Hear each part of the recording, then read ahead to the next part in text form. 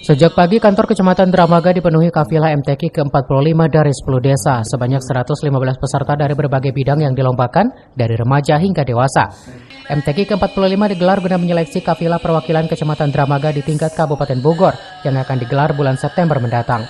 Tentunya perwakilan tersebut diseleksi sebagai juara pertama di bidang masing-masing diperkirakan 18 hingga 20 kafilah.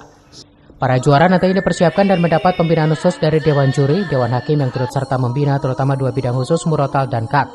Peserta di tingkat Kecamatan Dramaga sendiri, alhamdulillah dari 10 desa ada kurang lebih 115 peserta yang mendaftarkan di MTQ tingkat Kecamatan Dramaga. Nah, nanti tergantung pada hari ini ya, karena ada 18 kurang lebih kategori yang diselenggarakan di di kejuaraan MTQ ini, tetapi dari 18 kategori itu mungkin nanti menjadi pertimbangan para Dewan Hakim, juri dan juga panitera untuk bagaimana apakah yang juara satu saja yang bisa kita ikut sertakan di tingkat kabupaten. Kurang lebih saat ini kalau diakumulasikan juara satunya dari 18 orang.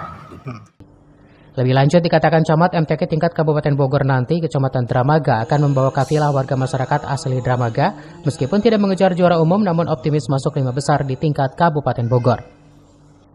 Dari Dramaga, Kabupaten Bogor, Iman Abdurrahman melaporkan.